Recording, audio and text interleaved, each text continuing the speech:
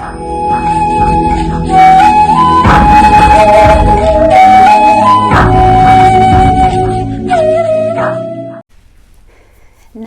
जी सभी को। I welcome you all in the next video of electronics. Electronics की दुनिया में, इलेक्ट्रॉनिक्स के समुद्र में हम लोग उस पड़ाव पर हैं जहां हम लोग वोल्टेज कंट्रोल डिवाइसेस जो हैं उनको पढ़ रहे हैं। एंड इन प्रीवियस वीडियोस, मैं कहूँ कि जस्ट जो प्रीवियस वीडियोस हैं उनके अंदर हम लोगों ने JFET को बहुत डिटेल में डिस्कस किया। JFET क्या होता है, क्या इसका प्रिंसिपल है, क्या इसकी कंस्ट्रक्शन है, और अगर मैं बात करूं कि क्या किस तरीके से ये काम करता है, और इसको एज 2 पोर्ट नेटवर्क भी हमने पढ़ लिया है, इसकी कैरेक्टरिस्टिक्स को भी हमने पढ़ लिया है। तो जितना भी बेसिक्स था we have studied about JFET। तो और JFET एज एन एम्पलीफायर भी हम लोग इसकी बात कर चुके हैं कि बिल्कुल उसी तरीके से काम करता है जिस तरीके से BJT करता है, लेकिन फिर भी JFET तो JFET है। हाँ, वाकई में ये एम्पलीफायर की तरह किस तरीके से काम करता है उसकी बात हम आज करेंगे। So today we are going to discuss about JFET as an amplifier, both qualitative as well as quantitative, दोनों ही पार्ट हम आज ही अपना कर लेंगे। सो अगर आपको एग्जाम में इस क्वेश्चन को अटेम्प्ट करना हो, दिस क्वेश्चन में मैं कहूँ कि जो ये टॉपिक है this is very important for under graduate students जो BSc कर रहे हैं, जो MSc कर रहे हैं, इलेक्ट्रॉनिक्स के स्टूडेंट्स हैं, उन सब के लिए ये इक्वली इम्पॉर्टेंट है कि FET एम्पलीफायर की तरह काम कैसे करता है। जिस तरीके से BJT एम्पलीफायर का काम करता था, कॉमन जो emitter, common base, common collector, 3 configurations रहते हैं, उसी तरीके से JFET के अंदर भी common source and common drain जो कन्फिग्रेशंस हैं वो होते हैं। तो हम उन सब की बातें करेंगे। जो क्वालिटेटिव एस्पेक्ट है वो दोनों का सेम रहता है, हम एक के अंदर डिस्कस कर लेंगे। क्वांटिटेटिव हम दोनों का सेपरेटली डिस्कस करेंगे। सो first of all you must write कि एम्पलीफायर क्या होता है। अ डिवाइस और circuit that increases the amplitude and hence energy of incoming signal is called an amplifier. ये बात हम BJT में भी कर चुके हैं। और JFET can also be used an amplifier in its 2 configurations, common source configuration and common drain configuration। तो अब हम पहले जो हम बात करेंगे और सर्किट डायग्राम भी हम ड्रॉ करेंगे वो हम करेंगे कॉमन सोर्स कन्फिग्रेशन। किसकी करनी है? JFET की करनी है। और हम लोग इसका सर्किट डायग्राम भी ड्रॉ करेंगे कि क्या रहता है। लेकिन सबसे पहले आपको करनी होती है introduction. When JFET is used in an amplifier circuit such that source terminal is common in both input and output, then device is said to be common source junction field effect amplifier. ये हो गई introduction. अब principle क्या रहता है? Small change in voltage at gate produces a large change in drain current. कि अगर हम गेट पर वोल्टेज को थोड़ा सा भी चेंज करते हैं तो जो ड्रेन एंड होता है वहाँ पर लार्ज चेंज प्रोड्यूस हो जाता है। दिस इज़ बेसिकली द मैं कहूँ कि जो प्रिंसिपल रहता है वो होता है JFET का। ये प्रिंसिपल होता है कि आपने गेट में थोड़े से भी चेंजेस किए, ड्रेन करंट जो होता है उसमें बड़ा चेंज आ जाता है, बड़ा हो जाता है, बढ़कर आ जाता है। तो मैं कहूँ कि छोटे से गेट पर गेट की वजह से ड्रेन पर बड़ी सी आउटपुट जो है हमें मिल जाती है। छोटे छोटे शहरों में बड़ी बड़ी बातें होती हैं, छोटे छोटे गेट से बड़े बड़े ड्रेन करंट हमें मिलते हैं। सो ये प्रिंसिपल में आप लिखेंगे। And in construction part you will write that source lead is common to both input and output and you will draw the circuit too. तो हम लोग सर्किट को ड्रॉ भी करेंगे। हमारा आपका सबका प्यारा पहले JFET ड्रॉ करेंगे और अपने तीनों टर्मिनल्स हम दिखाएंगे कि ये भैया सोर्स है, ये गेट है, ये ड्रेन है। सो दिस इज सोर्स, ये गेट और ये हो गया ड्रेन। एरो इस साइड जा रही है, इसका मतलब गेट P है और चैनल है N। इट मीन्स जिस JFET की मैं बात कर रही हूँ this is N channel JFET। अब ड्रेन के अक्रॉस मुझे एक लोड रेजिस्टेंस भी लगाना है जहाँ से मुझे अपनी आउटपुट लेनी है। तो मैंने यहाँ पर लोड रेजिस्टेंस लगा दिया। यहाँ हमें लगानी है बैटरी, और वो बैटरी क्योंकि N चैनल है और ड्रेन टर्मिनल हमें पता है रिवर्स बायस्ड होता है, तो मैंने पॉजिटिव को N चैनल से N टाइप से कनेक्ट कर दिया है। और इधर सोर्स जो होता है इसकी फॉरवर्ड बायसिंग होती है क्योंकि N चैनल है, तो नेगेटिव से आपने इसको कनेक्ट कर दिया है। अब ये जो बैटरी है ये हमें पता है VDD कह सकते हैं आप लोग, या इसके अक्रॉस जो डेवलप होगा वो आप उसको VDS भी कह सकते हैं। आप चाहें तो इसको VDD लिख सकते हैं कि ड्रेन के अक्रॉस जो बैटरी लगी हुई है वो, और जो यहाँ पर पोटेंशियल डिफरेंस डेवलप होगा उसको हम बोलेंगे VDS, ड्रेन सोर्स के अक्रॉस या लोड के अक्रॉस। और आप लोग बात कर सकते हैं कि यहाँ से जो करंट जाएगा वो ID+ plus I D. I D plus I D मैंने इसलिए लिखा कि आप लोग DC की बात भी कर सकते हैं, आप लोग AC की बात भी कर सकते हैं, AC DC, क्योंकि ये बैटरी DC करंट देगी और सिग्नल हमारा AC है, तो मैंने इस वजह से कैपिटल अल्फ़ाबेट से भी इसको शो कर दिया है, और अगर मैं बात करूँ कि स्मॉल जो अल्फ़ाबेट्स हैं उनके साथ भी इसको मैंने शो कर दिया है। अब यहाँ से हमें ड्रॉ करना है अपना हमारा हम सबका प्यारा इनपुट सर्किट। इनपुट सर्किट के अंदर एक हमें बैटरी लगानी है और एक हमारा वो सिग्नल जिसको हमें एम्पलीफाई करना है, तो मैं उसको VGS कर देती हूँ। गेट सोर्स के अक्रॉस मुझे लगाना है, और यहाँ पर जो बैटरी होगी गेट को वो रिवर्स बायसिंग देती है। अब गेट P टाइप है तो रिवर्स बायसिंग तभी होगी जब ये नेगेटिव से कनेक्ट होगा, and we will write it VGG।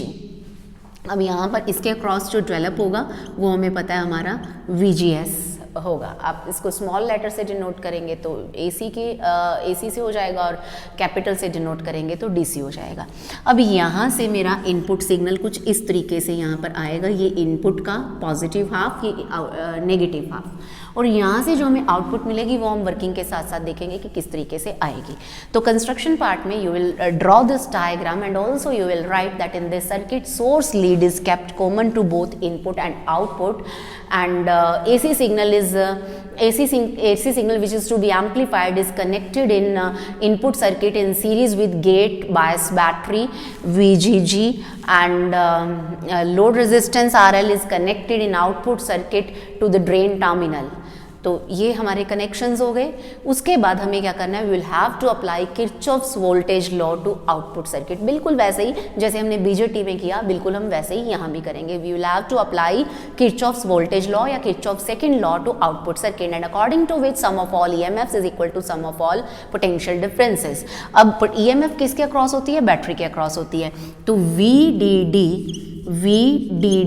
ये हमें पता है ये किसके इक्वल हो जाएगा, it will be equal to, आपको लिखना है यहाँ पर पोटेंशियल डिफरेंस है VDS, so it will be VDS। Output circuit में ये है और ये तीन ही डिवाइसेस है, ये बैटरी है, बैटरी के अक्रॉस EMF हो गई VDD इज इक्वल टू इसके अक्रॉस VDS, और यहाँ पर करंट फ्लो कर रहा है ID, एक AC एक DC, एक टाइम पर हम एक ही कंसीडर करेंगे। सो करंट हो गया ID एंड रेजिस्टेंस हो गया RL। So according to Ohm's law यहाँ पर जो वोल्टेज ड्रॉप होगा वो होगा ID into RL। Kirchhoff second law क्या कहता है, sum of all EMFs is equal to sum of all potential differences. EMF battery के अक्रॉस है, ये दोनों पोटेंशियल को कंज्यूम कर रहे हैं, सो दोनों का हमने सम कर दिया। एंड सपोज दिस इज, यहाँ से VDS किसके इक्वल हो जाएगा, VDD minus ID RL। Late us suppose this is equation number 1। सो इस इक्वेशन को यूज़ करके हम लोग एक्सप्लेन करेंगे कि हमारा आपका सबका प्यारा ये वाला जो डिवाइस है ये किस तरीके से एम्प्लीफिकेशन एक्शन जो है वो परफॉर्म कर पा रहा है। So in the working part you will write during first half of input AC when this positive is applied to the input, when input voltage is positive it will make gate less negative, क्योंकि gate voltage देखिए यहाँ से negative है और ये positive है। मैं पहले बोल देती हूँ, आप नोट कीजिए, then I will explain. So you will write when input voltage is positive it will make gate less negative. So because of that reverse biasing will be decreased. If reverse biasing is decreased, drain current is increased, and hence VDS will become more and more negative. And it is in accordance with the principle that small change in voltage at gate produces a large change in drain current. So these large variations in drain current give us large output across load resistance RL, and GFET act as amplifier. तो समझिए इसको कि positive half में क्या हो रहा है, जब ये वाला पॉजिटिव आ रहा है, ये वाली गेट बैटरी हमें पता है नेगेटिव है, तो इस पॉजिटिव ने इसके अंदर ऐड होके फिर इसके अंदर जाना है। सो ये वाला पॉजिटिव इस नेगेटिविटी को कम करेगा, और ये नेगेटिविटी हमने किसको दे रखी है, गेट को दे रखी है। अगर ये लेस नेगेटिव हो गई है तो गेट लेस रिवर्स बायस हो गया है। अब गेट अगर लेस रिवर्स बायस हो गया है तो उसकी रिवर्स बायसिंग कम हो गई, तो आपको याद होगा कि हमारा जो चैनल था वो कुछ इस तरीके से रिप्रेजेंट होती थी, यहाँ पर जो वो हमारी जाती थी डिप्लीशन लेयर। अगर रिवर्स बायसिंग कम हो गई तो ये पैसेज ज़्यादा हो गया, बढ़ जाएगा, ये पैसेज बढ़ेगा तो ड्रेन करंट बढ़ेगा। If drain current is increase, यहाँ पर ID बढ़ेगा तो ये नेगेटिव टर्म इंक्रीज हो जाएगी, नेगेटिव टर्म इंक्रीज हो जाएगी तो VDS नेगेटिव में इंक्रीज होना शुरू हो जाएगा, just like common ammeter amplifier, उसमें भी यही होता था। तो हमारा करंट आउटपुट जो है वो इस तरीके से आ जाएगी हमारी output. And during negative half cycle जब ये नेगेटिव आ जाएगा, this negative will increase this negative biasing और reverse biasing will be increase. If reverse biasing is increased then drain current will be decreased and drain current will be decreased, then this VDS will become more and more positive. तो यानी कि अगर यहाँ से ये negative आएगा, ये negative इस नेगेटिव को बढ़ा देगा, रिवर्स बायसिंग बढ़ गई तो ये पैसेज और कम हो जाएगा, ये ज़्यादा डीप चली जाएगी, ड्रेन करंट क्या हो जाएगा, कम. अब ड्रेन करंट कम हो जाएगा, ये टर्म छोटी होगी, तो overall this term will become positive. तो VDS क्या हो जाएगा, पॉजिटिव हो जाएगा. इसका मतलब क्या है, ये पॉजिटिव में इंक्रीज हो जाएगा. So input and output are out of phase with each other. So in this way amplifier JFET act as amplifier and is just like common emitter amplifier. उसमें भी यही होता था कि इनपुट और आउटपुट क्या जाती थी, आउट ऑफ फेज आ जाती थी. So this is the way how a JFET act as an amplifier. तो ये सारी बातें आपको लिखनी होती हैं क्वालिटेटिव एस्पेक्ट में.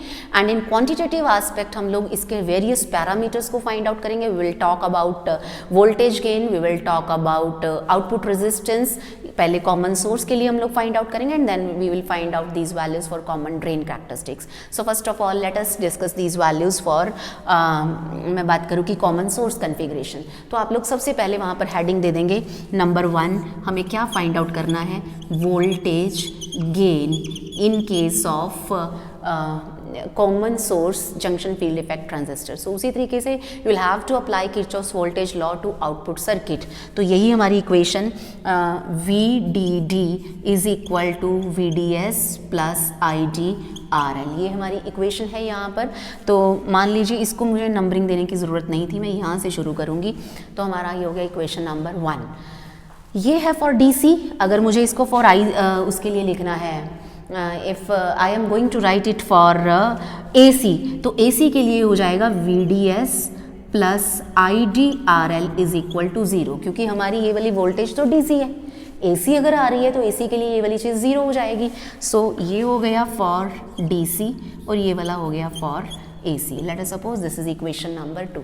तो AC के लिए भी हमने लिख लिया, इसको DC के लिए भी लिख लिया. पिछली वीडियो के अंदर हम लोगों ने अंडरस्टैंड किया था कि JFET के अंदर for small signal drain current की एक इक्वेशन आई थी. So for small signals we can write drain current ID is equal to GM VGS plus 1/RD. आपको याद होगा, जिनको याद है it is well and good, और जिनको याद नहीं है वो लोग पिछली वीडियो में जाइए और आप उसको ध्यान से वहाँ पर देखिए. सो ये होगी सपोज इक्वेशन नंबर 3. अब अगर मैं बात करूँ इन तीनों इक्वेशंस की, इन्हीं से ही हमें अपना सारा जो ताम झाम है वो करना है. So we will have to put equation number 3 in equation number 2. तो मैं इस साइड यहाँ पुट कर देती हूँ, सब्स्टिट्यूट कर देती हूँ इसको. Let us put equation number 3. हमें 3 इक्वेशन को इक्वेशन नंबर 2 में पुट करना है. So VDS plus ID into RL. So GM VGS RL and plus हमें करना है इसके साथ VDS upon RD RL equal to 0. तो मैंने इस इक्वेशन में जब इसको पुट करवा दिया है, अब मैं क्या करूँगी, सिमिलर टर्म्स को कॉमन ले लूँगी. तो VDS एक साइड पे, इस VDS को हम लोग we must take it common, और RD वाली टर्म जो है वो हम उधर ले जाते हैं, और हमारे पास VGS वाली जो टर्म है उसको हम उधर ले जाते हैं. बाकी हम अपनी टर्म्स जो हैं वो इधर रख लेते हैं. सो अब हमारे पास क्या बचेगा, हमें क्या करना है, GM VGS RL आप चाहें तो पहले ही कॉमन ले लीजिए, और ज़रूरत है वैसे. तो चलिए हम लोग यहाँ से RL को अगर मैं कॉमन ले लेती हूँ, so I am left with VDS plus GM VGS plus VDS upon RD into RL equal to 0. अब मैंने क्या किया, मैंने यहाँ पर एलसीएम ले लिया. एलसीएम लेकर मैं इस इक्वेशन को अगर सॉल्व करूँगी तो मेरे पास बन जाएगा VDS RD plus RD GM. अब RL भी अंदर ही रखिए, आपको आसानी रहेगी. RL प्लस VDS RL, और डिनोमिनेटर वाला RD हमने उधर जाके ड्रेन रेजिस्टेंस को 0 से मल्टीप्लाई करके हमने भगा दिया उसको. सो अब हमारे पास क्या हो गया, अब इन दोनों टर्म्स में से हम लोग VDS कॉमन लेंगे. सो VDS is common, RD plus RL, और इस टर्म को हम लोग उधर भगा देंगे, minus RD GM VGS R L. अब हमें फाइंड आउट करना है वोल्टेज गेन, और वोल्टेज गेन यहाँ पर इस केस में क्या रहता है, VDS अपॉन VGS। तो हमें VDS अपॉन VGS की वैल्यू फाइंड आउट करनी है, और हमें ये पता है कि RD इंटू GM हमारे इस टर्म में दोनों मल्टीप्लाई हो गए। This is amplification factor in case of common source, कोई भी है चाहे GFET के केस में RD into GM is amplification factor mu. तो अगले स्टेप में आपको पुट कर देना है, put RD into GM is equal to mu. मैं इसी स्टेप में पुट कर देती हूँ, आप लोग इरेज करके इसको नया अगला स्टेप लिख लीजिए। So minus mu RD plus RL VGS, VDS RD plus RL is equal to minus mu VGS into RL। Find out हमें क्या करना था, हमें VDS अपॉन VGS को ही फाइंड आउट करना था। सो VDS अपॉन VGS यहीं से वैल्यू निकल आएगी। सो मैं यहाँ पर लिख देती हूँ, इधर आपने नोट कर लिया होगा।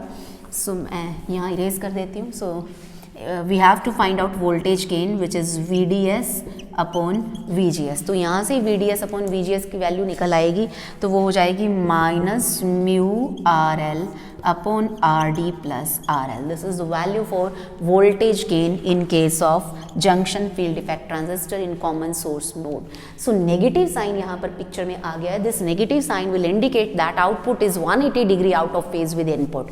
यही कुछ सारी कहानी BJT में होती थी, हम उसको दोहरा रहे हैं बट एक डिफरेंट तरीके से। Now from equation number 4 I can write VDS is equal to, मैं यहाँ से VDS भी लिख सकती हूँ, VGS को अगर मैं उधर ले जाऊँ तो minus mu RL VGS upon RD plus RL। वैसे हमारे पास गेन आ चुका है। अब अंडरस्टैंड करने का तरीका है, late us suppose this is equation number 5। So the AC component of drain current from equation number 2 मैंने इरेज कर दी है, आपके पास लिखी हुई है। So from equation number 2 AC component of drain resistance जो हो जाएगा ID को मैं क्या लिख सकती हूँ, मैं उसको लिख सकती हूँ VDS अपॉन RL। तो मैं उसको लिख सकती हूँ VDS अपॉन RL। अब VDS अपॉन RL ये वाली वैल्यू रहती है, RL से RL कट जाएगा, सो minus mu VGS upon RD plus RL।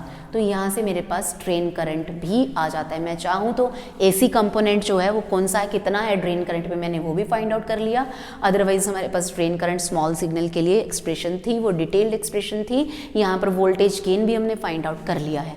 सो ये है वोल्टेज गेन फॉर मैं कहूँ कि कॉमन सोर्स कन्फिग्रेशन, ये सारी कहानी उसकी है। वोल्टेज गेन हमने फाइंड आउट कर लिया, वहाँ से हमने ड्रेन करंट भी फाइंड आउट कर लिया। अब हम बात करेंगे आउटपुट रेजिस्टेंस की इसी केस के अंदर। So let me erase this. यहाँ पर number 1 voltage gain is over, आपने इसको नोट कर लिया होगा। Now I will talk about drain output resistance जो है इसी कॉमन सोर्स कन्फिग्रेशन का ही हमें फाइंड आउट करना है, output resistance. So will give number 2 output resistance. तो ये आउटपुट रेजिस्टेंस किसके इक्वल होगा, हम इसको फाइंड आउट करेंगे। आउटपुट रेजिस्टेंस जो होता है it is parallel combination of RD and RL drain, क्योंकि आउटपुट में JFET का ड्रेन टर्मिनल है, सो उसका भी एक रेजिस्टेंस है विच इज़ RD, और RL भी लगा हुआ है। और दोनों क्योंकि पैरेलल में लगे हुए हैं, हमें पता है लोड रेजिस्टेंस हमेशा पैरेलल में कनेक्ट होता है। सो इस वजह से जो आउटपुट रेजिस्टेंस होता है that is parallel combination of drain resistance and load resistance. और इसके पैरेलल में हमें पता है इक्विवेलेंट रेजिस्टेंस क्या जाता है, R1। अगर दो है मेरे पास रेजिस्टेंस R1 एंड R2, तो उनका पैरेलल में इक्विवेलेंट रेजिस्टेंस होता है R1 R2 upon R1 plus R2, यानी कि 1 upon R is equal to 1 upon R1 plus 1 upon R2।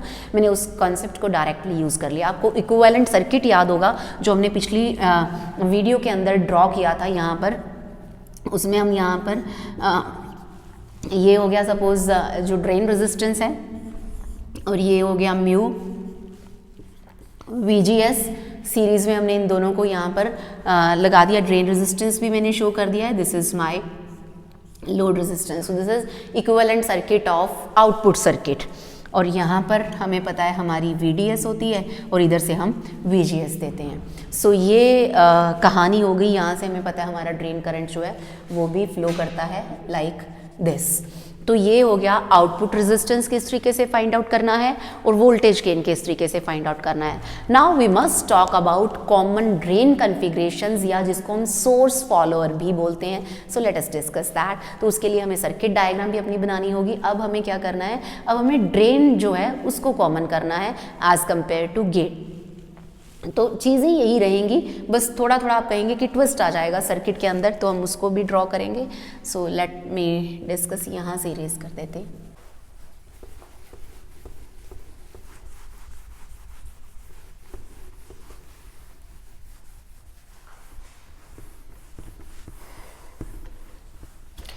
तो अब देखिए हम सर्किट में क्या चेंजेस करेंगे। इसी तरीके से मैं अपना गेट, ड्रेन और सोर्स, मेरा ट्रांजिस्टर यही रहेगा, मेरी बैटरी यही रहेगी, लेकिन यहाँ से मैं जो अपना सर्किट ड्रॉ करूँगी वो आप देखिए किस तरीके से ड्रॉ होगा, क्योंकि अब हमें क्या करना है, हमें करना है common drain configuration. So we are going to discuss common drain. अब ड्रेन को जो है वो कॉमन रखना है, तो हमें अब अपना क्या करना पड़ेगा, सिस्टम थोड़ा चेंज करना पड़ेगा।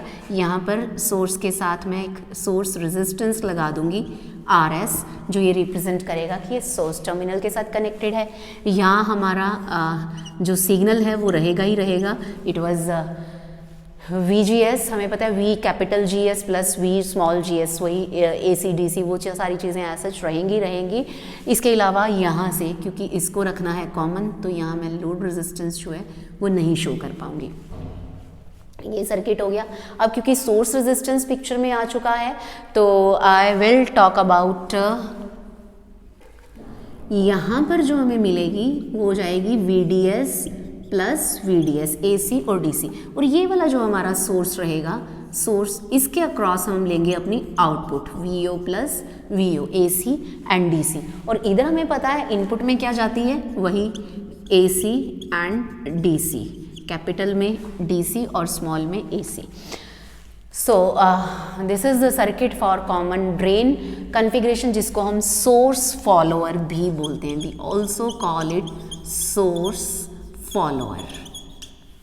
अब इसको हम लोग सोर्स फॉलोअर भी बोलते हैं। अगेन हमें वही काम करना है, वी विल हैव टू, पहले आपको लिखना होगा एग्जाम में, you will write that let VI be AC input voltage which is to be applied to the gate and let AC output voltage VO appears across the load. VI हमने input को माना and VO हमने output को माना। अब हमें find out क्या करना है, हमें फाइंड आउट वही करना है, अपना voltage gain. So we are going to find out voltage gain in this case. अब वोल्टेज गेन हम लोग फाइंड आउट करेंगे, तो वोल्टेज गेन के लिए देखिए हम लोग बात करेंगे, वही हमें लगाना है हमारा आपका सबका प्यारा Kirchhoff's law. So apply Kirchhoff's voltage law to output circuit for AC component.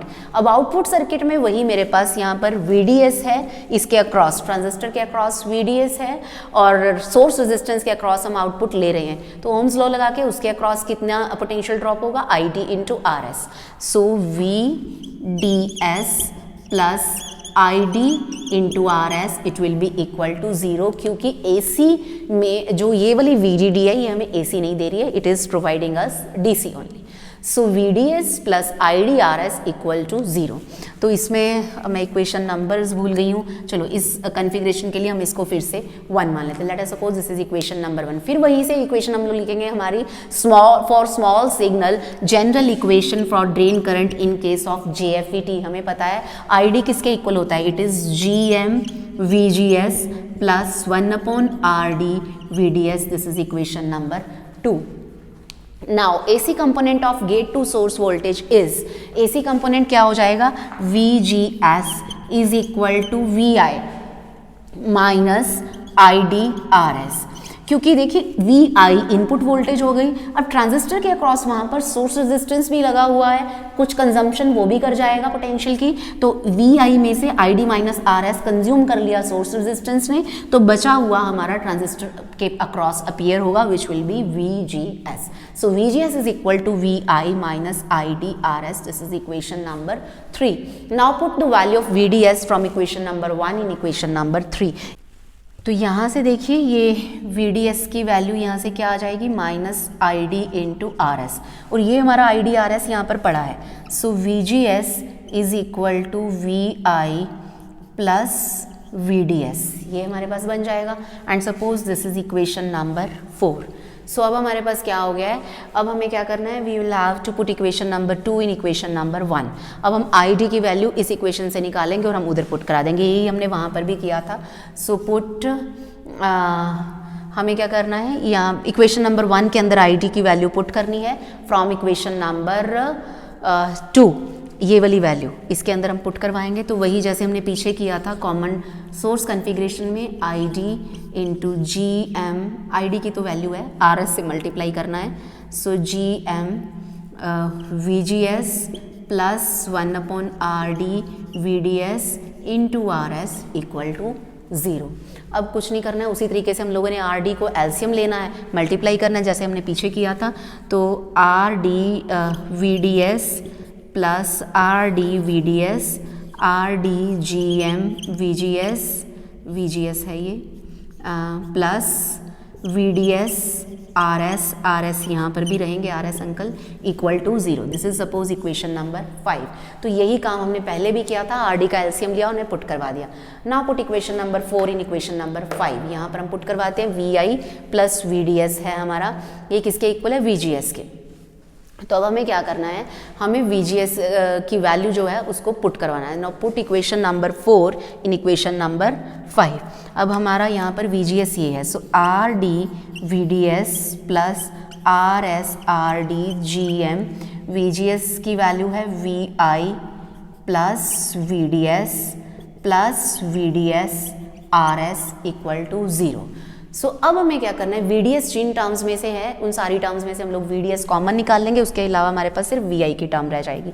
So R D first term में से प्लस इस टर्म में से हम लोग निकालेंगे R S R D G M plus R S, इन सब में से मुझे कॉमन निकाल लिया मैंने वी डी एस, और इसके अलावा प्लस मेरे पास बचा है R S R D G M V I equal to 0। यहाँ से मुझे वैल्यू निकाल लेनी है वी डी एस की। सो मैं इरेज कर देती हूँ इस पार्ट को, आप लोगों ने नोट कर लिया होगा। अब हमें वैल्यू यहाँ से निकालनी है। We are going to find out the value of V D S. तो यहाँ से वी डी एस किसके इक्वल निकल के आएगा, ये सारी टर्म उधर चली जाएगी, minus R S R D G M V I upon, ये हो गया R D plus R S R D G M plus R S. So this is the value of, this is equation number 6 R D S. तो मैं यहाँ से we आई, ये वाला we G S हमें पता है हमारा सिग्नल था, तो कंफ्यूज ना करें आपको इक्वेशन के साथ, इसलिए मैंने एक बार इसको इरेज कर दिया। डायग्राम आप लोगों ने नोट कर ली होगी। So V G S is equal to minus R S R D G M V I upon R D plus R S R D G M plus R S. Equation number 6 हमारे पास V D S आ चुका है। Now output voltage V O, it is equal to negative of V D S. Output voltage V O is equal to minus of V D S. Drain source voltage वही minus इस वजह से क्योंकि out of phase होता है। Now let us find voltage gain A we.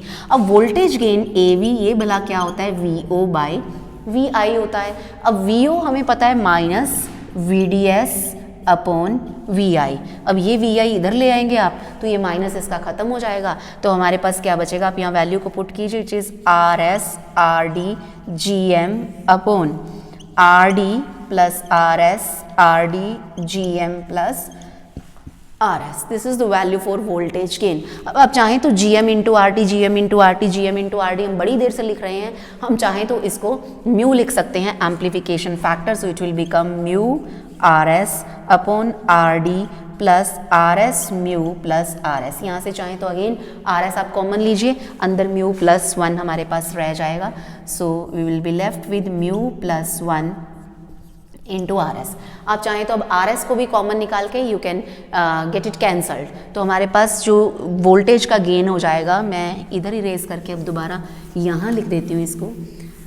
हम लोग, हमारे पास वैसे वोल्टेज गेन की एक्सप्रेशन आ चुकी है, अब तो आप जस्ट रीअरेंजमेंट कर रहे हैं एक्सप्रेशन का, आप किसी भी तरीके से इधर उधर इसको रिप्रेजेंट कर रहे हैं। So we can write it mu S R S upon mu plus 1 divided by, I can write it R S plus R D, यहाँ से again it is divided by mu plus 1। So you can just simplify it in this form and let us suppose 6 हो गई थी, this is suppose equation number 7। Equation number 7 ये बन गई है। Now AV is positive, हमें पता है गेन हमारा पॉजिटिव है, दैट मीन्स कि जो हमारे पास रियल सेंस में आउटपुट आ रही है, हमने माना था कि वो उसमें चली जाए लेकिन वो नहीं गई out of phase, so this यहाँ पर जो इनपुट एंड आउटपुट हैं those are in phase with each other, there exist no phase difference between input and output, but if source resistance RS, अगर मैं कह दूं यहाँ पर RS this is very very larger than RD upon mu plus 1, अगर ये बहुत बड़ा हो जाता है तब हमारे पास पता है कि हमारा जो AV है, जो हमारा वोल्टेज गेन है, ये सिर्फ क्या रह जाता है, सिर्फ और सिर्फ म्यू पे डिपेंडेंट होना शुरू हो जाएगा, rest of the terms will be neglected, तो म्यू के ऊपर ही, so AV is equal to 1, if this mu is very very larger than 1, तो ये क्या हो जाएगा, 1 भी नेग्लेक्ट हो जाएगा और AV क्या हो जाएगा, 1. So it means if voltage gain is 1, it means output voltage at source follows input voltage at gate, therefore common drain configuration is also called source follower, क्योंकि अगर ये 1 हो गया इसका मतलब क्या है कि जो सोर्स पर जो आउटपुट वोल्टेज आ रही है सोर्स पर, वो गेट की जो इनपुट है उसको फॉलो कर रही है, वो सोर्स को फॉलो कर रही है, इसी वजह से कॉमन ड्रेन कॉन्फ़िगरेशन को हम सोर्स फॉलोअर भी बोलते हैं. सो AC कंपोनेंट अगर आपको फाइंड आउट करना है ड्रेन करंट का, उसी तरीके से जैसे हमने पीछे फाइंड आउट किया था, तो मैं अब इस साइड इरेज कर देती हूँ, आप लोग बस इसको सीक्वेंस में नोट करते जाइए. These are just rearrangement of mathematical terms. AC component of हम बात करें कि ड्रेन करंट, वो हमें पता है उसी तरीके से ओम्स लॉ लगेगा VO अपॉन RS, और VO हमें पता है AV into VI upon RS, this is VI, so AV VI RS. अब क्या बात है, आप लोग चाहें तो इस AV की वैल्यू जो यहाँ हमने फाइंड आउट करी इसको पुट कीजिए and you have found the value for drain resistance. आप चाहें तो पुट करवा सकते हैं, it will B mu VI, यहाँ से आपको इस वैल्यू को जस्ट पुट करना है, divided by mu plus 1 divided bye, अब वही value RS plus RD mu plus 1. सो ये हो गया AC कंपोनेंट, इसका ड्रेन करंट का भी हो गया. अब हमने गेन फाइंड आउट कर लिया है, दूसरा काम हमें यहाँ पर क्या फाइंड आउट करना है, we will have to find out output resistance. So let us find the output resistance in this case. तो आप हम यहाँ से इरेज कर देते हैं इसको. वोल्टेज गेन के बाद आपने इसको नोट कर लिया होगा. Mathematically things are quite easy, हमें इधर से पुट कराना है, इधर चला मैं उधर चला, इक्वेशंस यही कही जा रही हैं और नई फॉर्म बनी जा रही है. सो नंबर 2 पे आप लोग यहाँ पर फाइंड आउट करेंगे output resistance. So output resistance in case of junction field effect transistor, and again वही output resistance is parallel combination of, now यहाँ पर RS आ जाएगा, वहाँ पर RL था, and RD upon mu plus 1. So that is why RO output resistance इन दोनों का parallel combination है. So RS multiplied by RD upon mu plus 1 divided by ये हो जाएगा RS plus RD upon mu plus 1. आप चाहें तो LCM लेके इसको सिंप्लीफाई कर सकते हैं, और वही अगर आपको उसी तरीके से इसका जो है मैं बात करूं कि इक्विवेलेंट सर्किट ड्रॉ करना है, वो बिल्कुल सेम रहेगा जो हम लोग पहले भी ड्रॉ करके आ चुके हैं. RD और वही हमारा mu VGS, so we have drawn it, आप लोगों ने इसको ड्रॉ किया ही हुआ है. हाँ, यहाँ मैं ज़रूर बताना चाहूँगी कि if this mu is very very larger than 1, अगर म्यू लार्जर देन 1 हो जाता है तो आप इसको नेग्लेक्ट कर देंगे, फिर आपके पास जो ये एक्सप्रेशन रह जाएगी RO, ये क्या हो जाएगी, म्यू नेग्लेक्ट हो जाएगा, और यहाँ पर बन जाएगा RS RD upon mu RS plus RD, क्योंकि म्यू से म्यू कैंसिल हो जाएगा. सो ये हमारे पास फॉर्म रह जाएगी. आप इसको और ज़्यादा सिंप्लीफाई करना चाहें, आप इसमें से RS भी कॉमन निकाल कर उसको भी कैंसिल कर दें. RD को अगर आप कॉमन निकाल कर कैंसिल करना चाहें, RD को अगर आप यहाँ से हटाना चाहें तो RD कॉमन निकल जाएगा RS अपॉन यहाँ पर आ जाएगा mu upon RD RS plus 1, and mu upon RD ये हमें पता है GM होता है. सो RS upon GM RS plus 1, ये हमारी एक्सप्रेशन आ गई है आउटपुट रेजिस्टेंस की. So this is the way how we deal with common drain configuration or common source follower in case of JFET as an amplifier. I hope आप लोगों को समझ आया होगा, क्वालिटेटिव भी क्वांटिटेटिव भी. और इसके बाद हम लोग JFET की बायसिंग की बात करेंगे, and then we will discuss about other beautiful topics in electronics. आज के लिए इतना ही. Thank you so much. Good bye. Have a nice day.